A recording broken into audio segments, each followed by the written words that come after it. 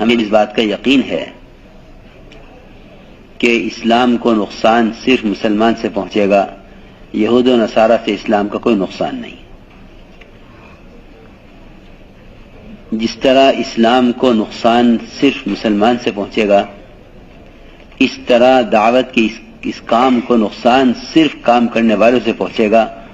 باطل دعوت کا کچھ نہیں بگاڑ سکتا۔ جو کام کرنے والا یہ سمجھتا ہو کہ ملکی اور عالمی حالات کا تعلق حکومتوں سے ہے، وہ بڑے دھوکے میں ہے۔ مجھے یقین ہے اس کا کہ کام کرنے والوں کی آپس کے افتراق کا اثر ساری دنیا کو توڑ کر رکھ دے گا۔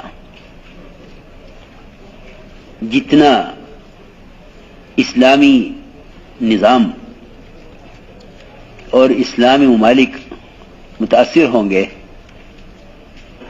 ان سب کی وجہ اور سبب خدا کی قسم میرے اور آپ کے سوا کوئی نہیں ہے۔ یہ میں یقین کے ساتھ عرض کر رہا ہوں۔ جب ایک ذمہ دار کی نیت کے بدلنے سے پھل کا رس کھٹا ہو سکتا ہے،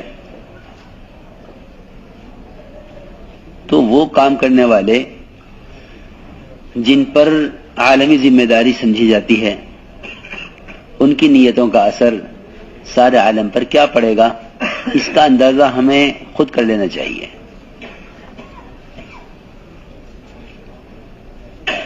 ساتھیوں نے دعا کے لیے کہا کہ بنگلہ دیش کے حالات یہ ہیں۔ میں نے کہا یہ حالات تو ہماری وجہ سے ہیں، یہ حالات تو ہماری وجہ سے ہیں، ورنہ ایسا ملک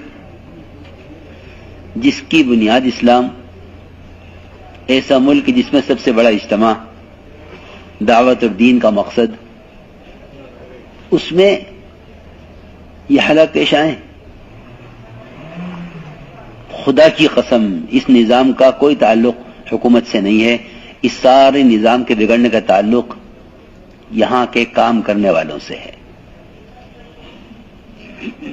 اخبار پڑھ کر یہ فیصلہ کر لینا کہ فلاں پارٹی کر رہی فلاں پارٹی کر رہی، نہیں، بالکل نہیں۔ صرف کام کرنے والوں کے افتراق کی وجہ سے امت میں افتراق ہوگا، اور کام کرنے والوں کی اجتماعیت کی وجہ سے امت میں اجتماعیت ہوگی۔ اس کے علاوہ خدا کی قسم کوئی تیسری بات نہیں ہے۔ اس کے علاوہ خدا کی قسم کوئی تیسری بات نہیں ہے۔ اس کے بیانات صرف مطالعے کے لیے رہ گئے ہیں ساتھیوں کے پاس۔ کبھی ان بیانات سے اپنے آپ کو متہم نہیں کیا، اپنے آپ پر تہمت کبھی نہیں لگائی کہ یہ ہماری وجہ سے ہو رہا ہے۔ اس لیے میرے محترم دوستو، یہ بات نہیں ہے کہ اگر ہماری وجہ سے کام ہوا، نقصان ہوا تو ہم کام سے بیٹھ جائیں گے۔ نہیں، اتنا نہیں ہے۔ اتنا ہوتا تب یہ معاملہ آسان تھا۔ اللہ رب العزت نے جن پر ذمہ داری ڈالی ہے، اگر ان کی وجہ سے دین کا اور امت کا دینی، مالی، جانی نقصان ان کی وجہ سے ہوگا، تو اللہ تعالیٰ کام کرنے والوں سے قیامت میں اس کا سوال کریں گے۔ کلکم راع وکلکم مسئول عن رعیتہ، کہ تم میں کا ہر ایک ذمہ دار ہے اور اس سے اس کے ماتحتوں کے بارے میں سوال ہوگا۔ اس لیے معاملہ باہر سے متعلق نہیں ہے، یہ خیال ساتھیوں کا غلط ہے۔ معاملہ تو کام کرنے والوں سے متعلق ہے۔ میں نے عرض کیا، جب ایک امیر کی نیت کے بدلنے سے باغ کے پھل کا رس کھٹا ہو سکتا ہے، تو جو ملکی امیر ہے، وہ ذمہ دار جو کام کو لے کر چلنے والے ہیں، ان کی نیتوں کے عالم پر کیا اثرات پڑیں گے۔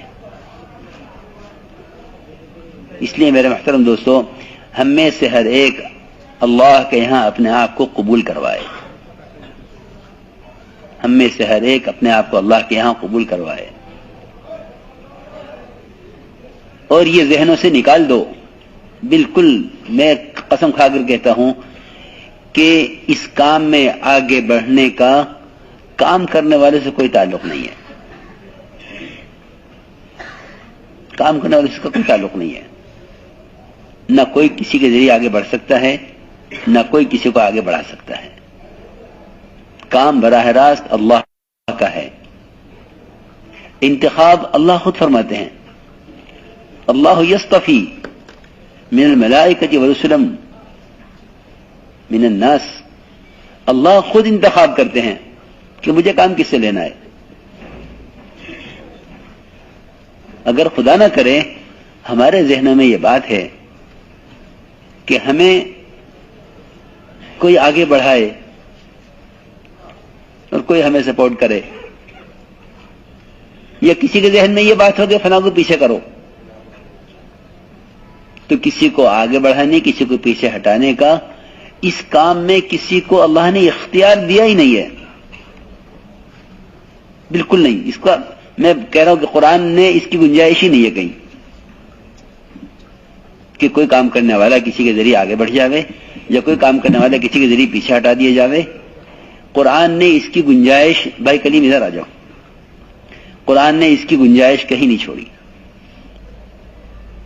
میں سچی میں بالکل قرآن کی روشنی میں عرض کر رہا ہوں کہ قرآن نے کہیں گنجائش نہیں چھوڑی اس کی کہ دین کی اور دعوت کی محنت میں کوئی کسی کو آگے بڑھا دے، کوئی کسی کو پیچھے ہٹا دے. یہ قرآن کی تعلیم اور قرآن کے مضمون کے یہ بات خلاف ہے. یہ ممکن نہیں ہے. یہ ساتھیوں کو دھوکہ ہے. اور یہ کیوں ہے یہ بات کیوں ہے کہ انہوں نے ان کو آگے بڑھایا، انہوں نے ان کو پیچھے ہٹا دیا، انہوں نے ان کو ضائع کر دیا، انہوں نے ان کو استعمال نہیں کیا.